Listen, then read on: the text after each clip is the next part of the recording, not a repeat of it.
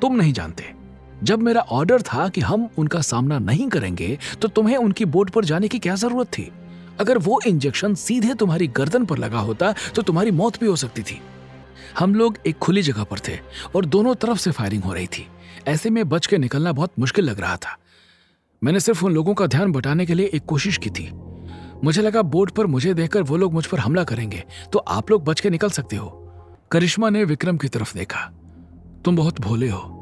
तुम्हें लगता है कि बाकी सब भी तुम्हारे जैसे साफ दिल के होंगे, लेकिन दुनिया ऐसी नहीं होती विक्रम। माना कि ब्यूरो में सबका मकसद सिर्फ देश की रक्षा करना है, लेकिन कभी कभी अच्छाई का मुखौटा पहने कुछ ऐसे दरिंदे भी आ जाते हैं जो झूठा देश प्रेम दिखाकर देश की जड़ों को खोखला करना चाहते हैं। इसलिए अपने रास्ते से हम जैसे लोगों को हटाना उनका पहला कदम होता है। मनीष ने अगला सवाल पूछा। मुझे अब तक उस गद्दार का टारगेट समझ नहीं आया। उसकी दुश्मनी ब्यूरो से है या हम चारों से? लेकिन ऐसा कौन हो सकता है जो हम चारों को एक साथ खत्म करना चाहे, और क्यों? हमारी किसी से व्यक्तिगत दुश्मनी तो नहीं? कार्तिक ने अपनी सोच सबके आगे रखी। जरूरी नहीं दुश्मनी हमसे हो सकता है एक एक करके एजेंट को मारने का उसने ये तरीका अपनाया हो, झूठी खबर देकर मिशन पर भेजने का। हमारी जगह कोई और भी इस मिशन पर आता तो उसके साथ भी यही होता। विक्रम सोच में डूबा हुआ था। अगर ये दुश्मनी सभी एजेंट से है तो सबकी जान खतरे में है। इसकी खबर हमें जल्दी से जल्दी हेडक्वार्टर में देनी चाहिए। मनीष ने पूछा, क्या आपने अभी तक कोई भी रिपोर्ट बनाई है? करिश्मा ने जवाब दिया, मैंने कल इमरजेंसी बटन दबाकर मदद के लिए गाड़ी बुलाई थी। रमन सर को इतना तो पता है कि कल के मिशन को हमने अबॉर्ट कर दिया क्योंकि जान का खतरा था, लेकिन ब्यूरो के रूल के हिसाब से वो हमें तब तक फोन नहीं करेंगे जब तक मैं उन्हें कांटेक्ट नहीं करूंगी। इमरजेंसी मैसेज के बाद ये खतरा होता है कि एजेंट दुश्मन के कब्जे में तो नहीं है, इसलिए उसके पास हेडक्वार्टर से कोई संदेश नहीं आता। अब विक्रम ठीक है, इसलिए मुझे रमन सर तक खबर पहुंचा देनी चाहिए। नहीं, विक्रम एकदम से बोल पड़ा, अगर ब्यूरो में किसी ने ये साजिश की है तो वो हमारे बारे में जानने के लिए रमन सर पर नजर रख रहा होगा। इस वक्त उनसे बात करना ठीक नहीं रहेगा। कार्तिक को विक्रम की बात सही लगी।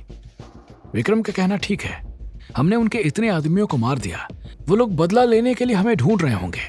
अगर उन्हें हेडक्वार्टर से ही किसी के ऑर्डर मिल रहे हैं तो वो आदमी हमारे बारे में जानने के लिए रमन सर के आसपास या तो खुद रहेगा या किसी और को भेजेगा।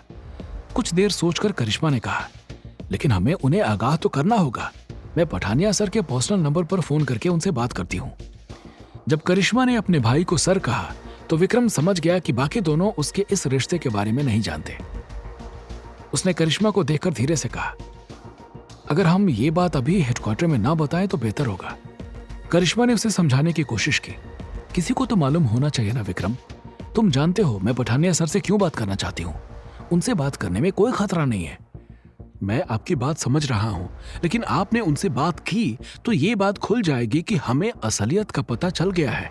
दुश्मन सावधान हो जाएगा। हो सकता है पठानिया सर हमें फौरन वापस आने के लिए कह दें। अगर ऐसा हुआ तो हमें कभी पता नहीं चलेगा कि ये गद्दारी किसने की।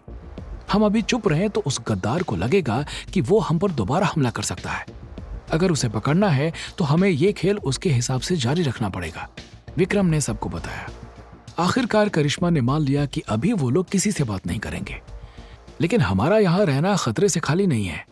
करिश्मा ने कहा, विक्रम चलने की हालत में है तो हमें फौरन यहाँ से निकलना चाहिए। उस वक्त सुबह के 4 बजे थे। उन्होंने फैसला किया कि 15 मिनट बाद वो छुपकर होटल छोड़ देंगे। सुबह का उजाला फैलने से पहले करिश्मा अपनी टीम के साथ होटल के पिछले दरवाजे से निकल गई। सबसे पहले उन्होंने वहां से विक्रम का बैग लिया जहां उसने छुपाया था।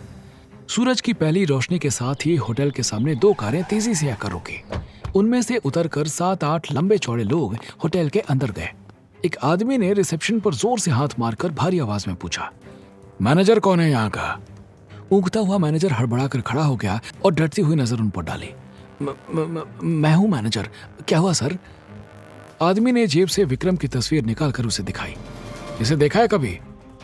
मैनेजर ने आंख को मल के ध्यान से तस्वीर को देखा तो उसकी आंखें हैरानी से फैल गई। हाँ सर, ये आदमी तो हमारे ही होटल में रुका है। कल रात ही आया था। कुछ गड़बड़ है क्या? मैं तो देखते ही समझ गया था। पता नहीं बेहोश था या नशे में था। उसकी बीवी भी साथ थी और दोस्त भी। आदमी ने फिर से रिसेप्शन पर मुक्का मारा और मैनेजर को गुस्से में देखा।